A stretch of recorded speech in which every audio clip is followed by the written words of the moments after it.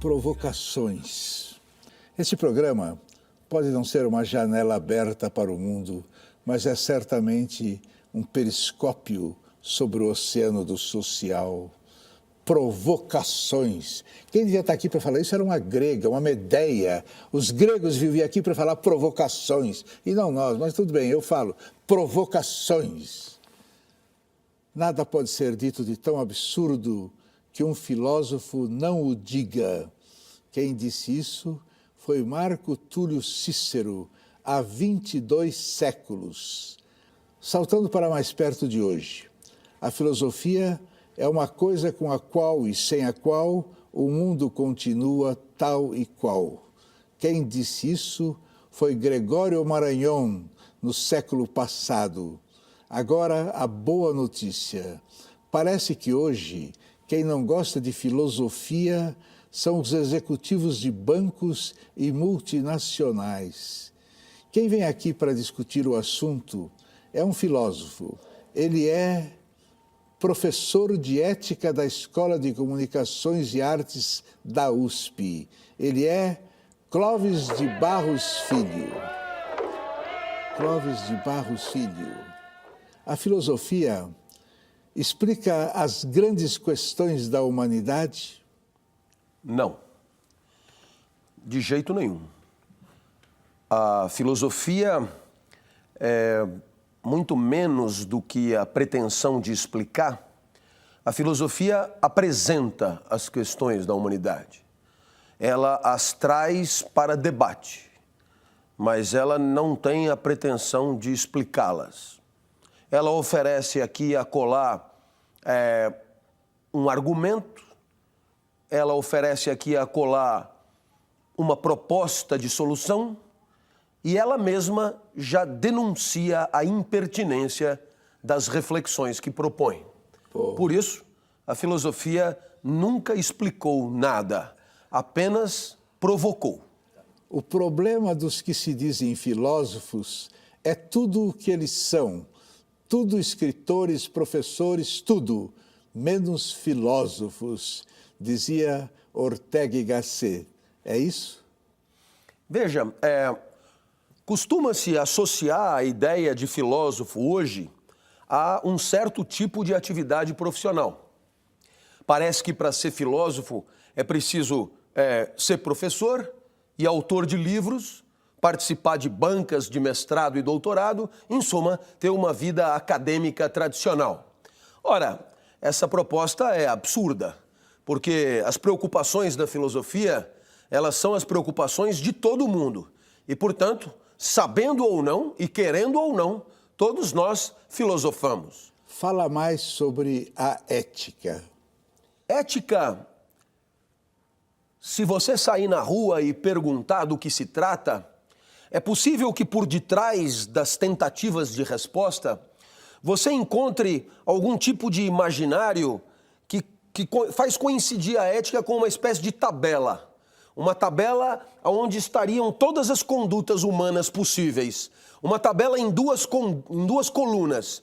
Pode, não pode, pode, não pode, pode, não pode. E assim, o professor de ética seria aquele que talvez tenha decorado a tabela inteira. E a ética quase sempre é entendida como um respeito à resposta certa sobre as condutas humanas. Ora, esse olhar sobre a ética é um olhar profundamente apequenador e inconveniente. Eu te dou um exemplo. Represento o Ministério da Justiça junto à Unesco por concurso público. Um dos temas debatidos é a publicidade televisiva para público infantil. Ora, essa preocupação, ela tem dia e hora para começar. A preocupação exige que haja televisão, que a televisão seja custeada por publicidade, que exista publicidade para público infantil, que haja programação para público infantil e que as crianças passem horas assistindo televisão. É evidente que sobre esse assunto, Aristóteles, Platão, Cristo, Maomé, Buda não se manifestaram. Pode procurar, não terão falado sobre a publicidade para público infantil. É sinal que esse abacaxi, quem tem que descascar somos nós.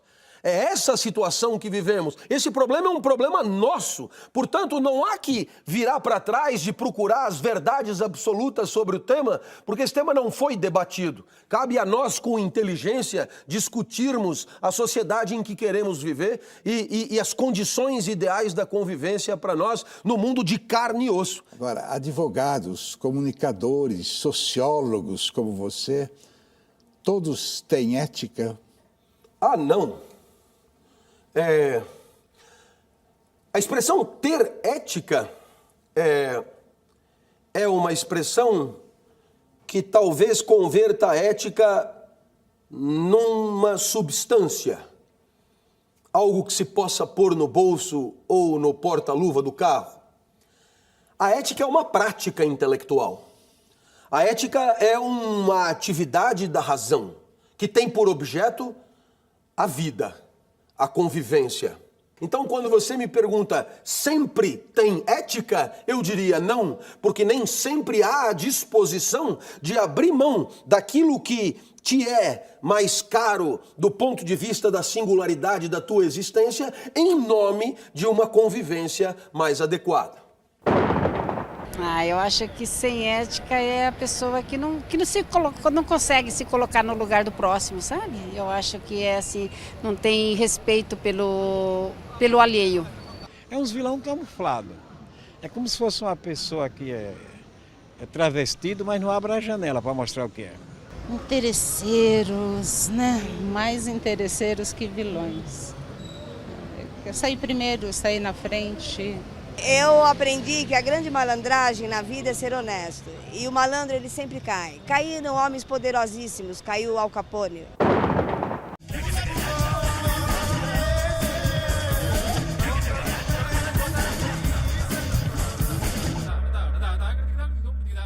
Você escreveu: a identidade é uma manifestação que permite ao seu enunciador circunscrever-se e estabelecer uma diferença específica com pretensões de permanência em relação ao que lhe é externo. Dá para explicar de um jeito que qualquer pessoa entenda? Claro, a pretensão era essa já, mas eu vou tentar de novo. Aparentemente, não fui bem sucedido. Todos nós, para existir em sociedade, precisamos dizer quem somos. Imagine que você encontra alguém num bar, alguém com quem você pretende conversar, essa pessoa topa o papo, marca o zero da relação, e aí a pessoa quer saber quem você é. Raramente ela dirá isso, quem você é. Mas aí você tentará dizer quem é. E a pergunta interessante de fazer é: o que é que você costuma dizer para as pessoas para explicar a elas quem você é? Para que elas possam saber com quem estão falando, com quem estão se relacionando.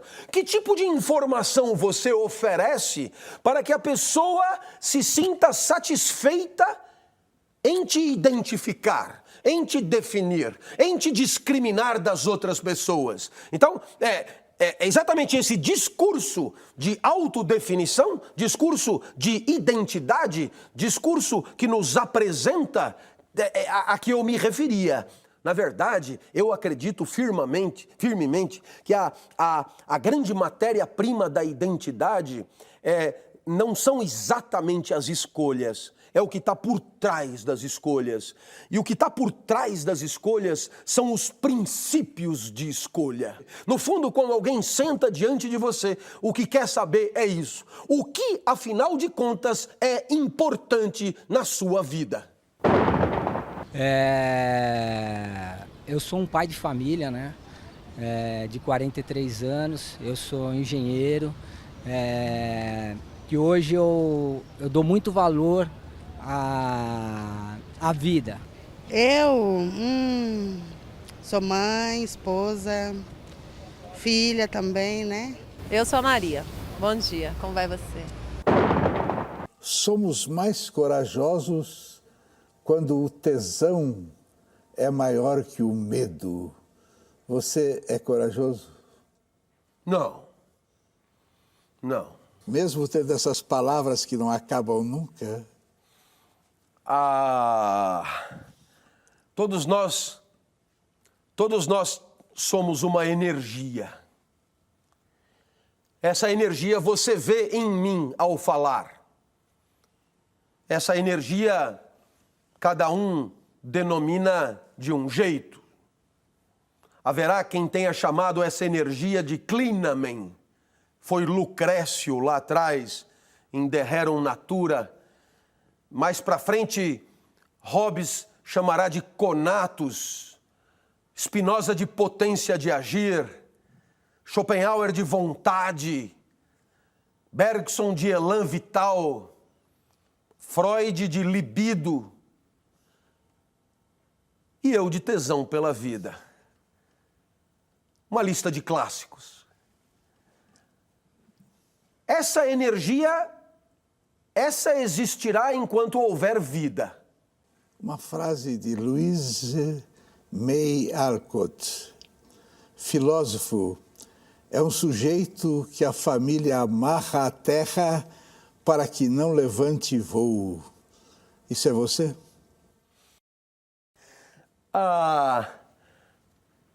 Seria injusto atribuir à minha família qualquer iniciativa que apequenasse todas as minhas iniciativas, qualquer uma delas. A verdade é que quando eu quis voar, a minha família me catapultou. E quando eu quis voltar para o chão, tentando fazer no mundo alguma ação com efeito concreto, a minha família me recebeu de volta. Portanto, nunca me senti amarrado. Pelo contrário, todas as limitações na minha vida são de minha inteira responsabilidade e covardia. Eu pude ter sido mais arrojado, eu pude ter sido mais inovador, talvez eu tenha podido em algum momento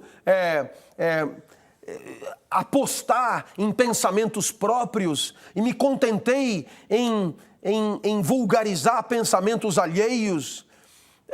Muita coisa de inferior eu optei por fazer, mas não responsabilizo ninguém, muito menos a minha família, de tal maneira que, pelo menos no meu caso, essa afirmação não procede. Como é que você gostaria de morrer? Eu não gostaria de morrer de jeito nenhum. Algumas filosofias fazem acreditar que a morte não é nada para nós. A verdade é que a morte é um horror quando a vida é feliz. E como a minha vida é muito boa, eu não quero que ela acabe. E não é a trajetória de 70, 80, 90 anos, não. Eu não quero que acabe a nossa conversa, porque aí é onde a vida está agora. Eu não quero que ela acabe porque eu estou bem aqui, confortável aqui, sendo estimulado a reflexões que me encantam. E, portanto, eu não quero que ela acabe. Portanto, essa morte que eu vou viver no término do nosso encontro é uma morte que me desagrada, que me apequena. Agora, vamos ver o que você fará. Se houver reencarnação, onde e como você gostaria de voltar?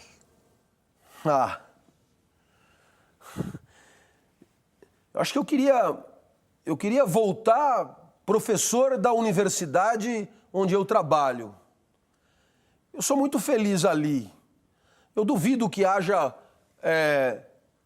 vida que me seja mais alegradora.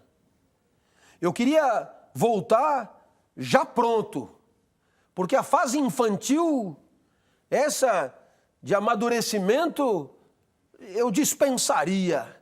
Eu queria já reaparecer exatamente da onde desapareci, já pronto e já preparado para apresentar ao mundo aquilo que eu julgo ter de melhor, E aí, se eu pudesse voltar nessa situação, nossa, como seria bom. Como seria bom se fosse assim. É tão bom que eu tenho medo que seja só uma ilusão, só um desejo. Não tenha dúvida que é uma ilusão.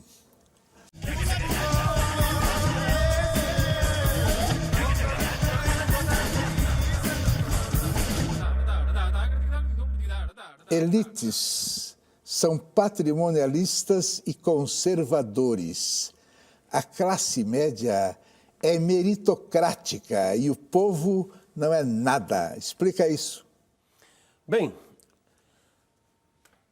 as elites são conservadoras na medida que julgam ter e julgam já dispor daquilo que lhes é fundamental para uma vida feliz. As condições materiais de conforto existencial. Se são realmente felizes, é uma outra discussão, mas acreditam dispor do que é mais fundamental para a felicidade e, por isso, adotam uma postura de conservação do status quo, para que não haja grandes mudanças, para que não haja riscos de perda patrimonial. Ora, aqueles que não são tão ricos, esses muitas vezes acreditam que o acúmulo de riqueza é a condição da felicidade que lhes escapa, que lhes falta. E, portanto, acabam convencidos de que só através do mérito, do trabalho, da dedicação, da eficiência, acabarão tendo aquilo que acreditam lhes falte. Já o povo, bem, o povo não seria nada, segundo essa frase, exatamente por quê? Porque não tem o que conservar e também não tem como subverter. O povo, portanto, ficaria à margem do sistema.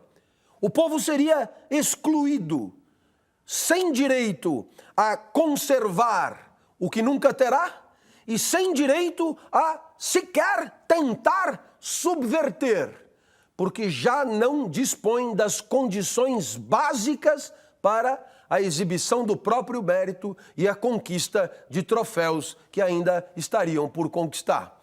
Em outras palavras, talvez elite e classe média aí estariam na condição de conservar as regras do jogo, porque uns, já vitoriosos, procuram se agarrar aos troféus que são os seus, os outros, ainda não vitoriosos, procuram conquistar os troféus que julgam ter condição de conquistar, e, portanto, temos aí uma espécie de jogo montado que exclui o povo da possibilidade de jogar. Toda verdadeira revolução é uma revolução que não se contenta em mexer as condições do jogo, mas a revolução deve alterar o próprio jogo, a própria condição de ingresso ao jogo. E, portanto, evidentemente, a revolução de que se espera é a revolução que permita ao povo ter condições de buscar as condições mínimas de uma existência adequada e, portanto, a busca também de troféus que julgam importantes para a sua vida. Me conte o seguinte, para a gente terminar. Qual a pergunta que você gostaria que eu tivesse feito, mas eu não fiz? A pergunta que você poderia ter feito e que eu gostaria muito de responder é para você, o que é a felicidade? Está feita a pergunta, pode responder. A felicidade é uma pretensão ilusória de converter um instante de alegria em eternidade. A felicidade é aquele instante que você gostaria que durasse um pouco mais, pelo menos. A felicidade é aquele instante que você gostaria que não acabasse tão cedo. A felicidade é aquele instante que você gostaria de repetir. Todo mundo sabe que a felicidade é um lixo. Não enquanto alegria. O lixo da felicidade está na pretensão ilusória. Mas a outra metade dela é linda. É a alegria que você não quer que acabe. Eu, nesse momento, pretenderia eternizar esse instante. Se há lixo na ilusão, não há lixo na alegria que estou sentindo. Tá bom. Agora, para a gente terminar, uma pergunta muito simples. Clóvis, o que é a vida?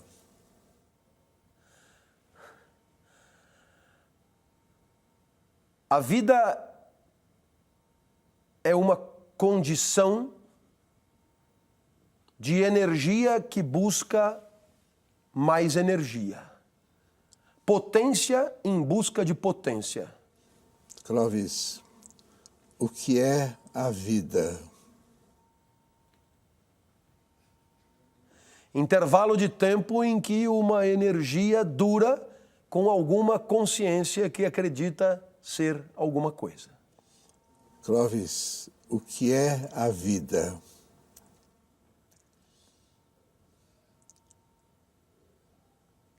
Essa pausa é Tchekhov, né? Dor e sofrimento, se você preferir. Afinal de contas, eu não lembro de ter sofrido antes de nascer. E tenho a nítida impressão de que não sofrerei depois de morrer. Tá bom. Bem, quando a coisa começa a ficar metafísica, eu paro de falar sobre o assunto. Eu quero terminar com você me dando uma resposta que você queira dar. Clóvis, o que é a vida?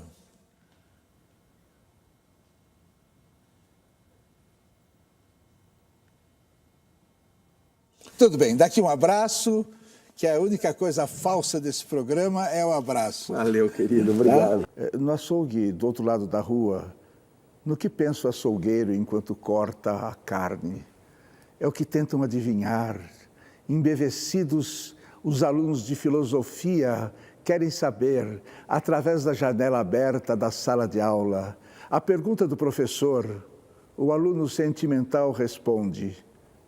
O açougueiro pensa na mulher e nos filhos. O aluno rebelde grunhe com ironia. Ele pensa nos cães e nos gatos que não têm nada para comer.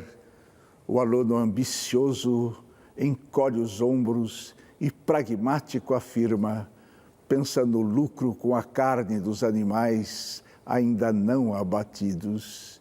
E o aluno romântico dispara, sem enganos, pensa nas flores, no mar. O professor enfileira as respostas e todos os alunos engordam com a certeza.